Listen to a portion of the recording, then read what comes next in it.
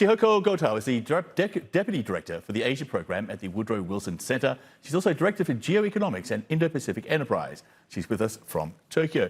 Thank you for your time. Thank you for having me.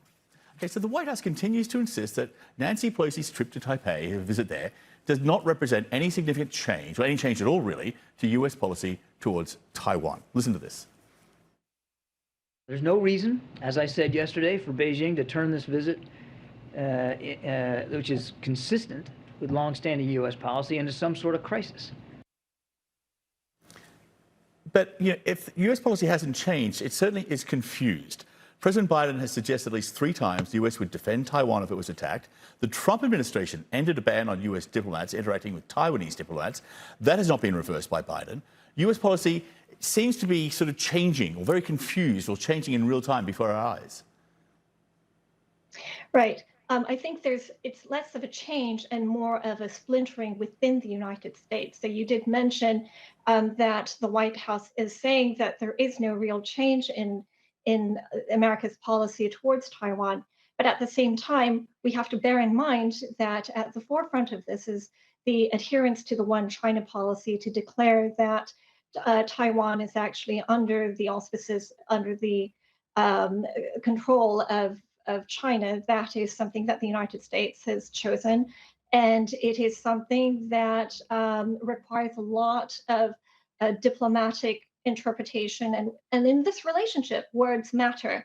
And cross-strait relations have always been tense as a result of this lack of clarity. We call it strategic ambiguity, a deliberate murking of the red line as to what is acceptable behavior and not. What Speaker Pelosi has done is actually push the line to an extent. And at the same time, what we do know is that China still sees Taiwan as a core interest, that sooner or probably more, hopefully later, that China does want to reunify with Taiwan. And this is something that not just the Xi administration, but all Chinese leaderships have really adhered to date. How much of this is all about extending the Trump-era policy of using Taiwan as a way of constraining China, or mainland China? Right. That is one of the biggest challenges that Taiwan faces itself. So we have Pelosi in Taiwan. She's going to be leaving in a few hours' time. We have, of course, seen a lot of military tension and military exercises on the part of China, but hopefully it won't escalate further whilst she's actually on the ground in Taiwan. But we're playing the long game here. For Taiwan, it is very much at the risk of becoming under increasing pressure from China. We've already seen the economic sanctions, cyber attacks too, that have come hours before Pelosi landed in Taiwan. Will this continue even after she departs? The expectation is the end. Yes. And will it intensify? Yes. And that will be very detrimental to Taiwan's economic and military security. And this is where the United States needs to make clear that it is committed to the safety and security of Taiwan in the longer term, and it will not veer from that. Well, once she was on the ground, Nancy Pelosi made it clear why she made the visit. Here she is.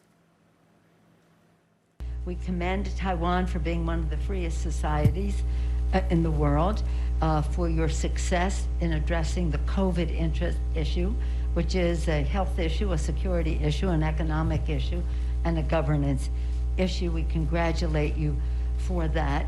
And again, we come in friendship. We thank you for your leadership. We want the world to recognize that.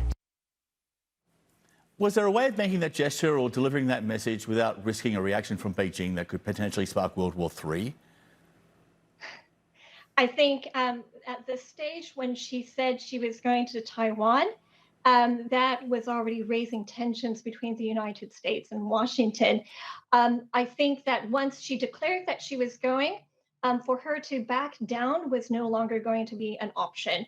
But the best case scenario from here on out is to make sure that the situation, that there is no real escalation of actual action on the part of China And then that does not actually extend further even after she departs. But again, what we do need now is a greater coherence on the part of the United States in defining its own Taiwan policy and a continued commitment to support Taiwan in the longer term.